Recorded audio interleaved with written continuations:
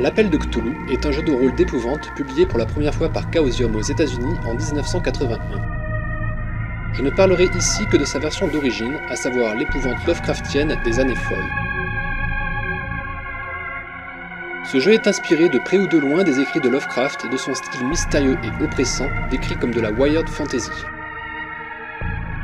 Il propose d'incarner un investigateur, ou plutôt un être humain ne présentant aucun pouvoir particulier, qui découvre peu à peu la véritable nature de l'univers. Les savoirs que votre investigateur acquérera en cours de jeu l'ébranleront toujours de plus en plus, jusqu'à ce qu'il bascule inéluctablement dans la folie. L'Appel de Cthulhu se démarque donc de beaucoup de jeux de rôle, car ici, le joueur doit avoir conscience de la fragilité de son investigateur face à l'horrifique réalité qui l'entoure. À l'époque de sa sortie, le jeu de rôle était dominé par des mécanismes que nous retrouvons encore aujourd'hui autour de nombreuses tables, à savoir des règles complexes, des personnages s'améliorant au fil des parties jusqu'à devenir des super-héros, les fameux gros billes, et un gameplay dérisoire, le porte-monstre-trésor. L'Appel de Cthulhu apporte alors une vision contraire du jeu de rôle et révolutionne ce monde. En proposant des règles simples et malléables, en centrant le jeu autour d'une intrigue et de l'incarnation d'un véritable rôle, en faisant des personnages des individus faibles et déclinant de jour en jour, et enfin en misant pour une bonne partie du plaisir ludique sur l'ambiance de la table. De nombreuses aides de jeu réalistes sont prévues à cet effet dans chaque scénario du commerce. Au cours de ses 30 années de carrière, il a remporté 3 Origins Awards, et nombre de ses suppléments ont aussi été primés un peu partout dans le monde.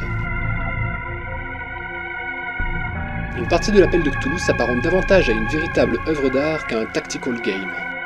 Le maître de jeu, ici bien nommé Gardien des Arcanes, aura la lourde et difficile tâche de créer une atmosphère lourde dans laquelle les joueurs s'immergeront pour pouvoir retranscrire des rôles dignes des meilleurs films d'épouvante. On l'aura compris, il s'agit plus ici de roleplay que de performance statistique. Le Gardien des Arcanes devra de plus s'évertuer à conserver de lourds secrets qu'il distillera au fur et à mesure que l'horreur s'installe.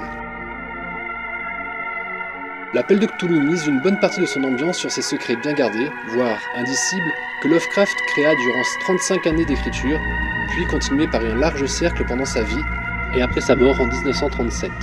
Autant vous dire que l'horreur est ici cartésienne. En effet, les entités que Lovecraft imaginait avaient une base plausible dans le sens que, grand amateur de science et de réalisme, il jouait sur l'angoisse de l'inconnu scientifique, et les forces qu'il décrivait auraient très bien pu être celles qui gouvernent réellement notre monde. Tant que la science n'a pas prouvé le contraire. Apprêtez-vous donc à éprouver de réelles sueurs cosmiques en endossant le rôle d'un investigateur aux prises avec ses démons au cœur des années 20.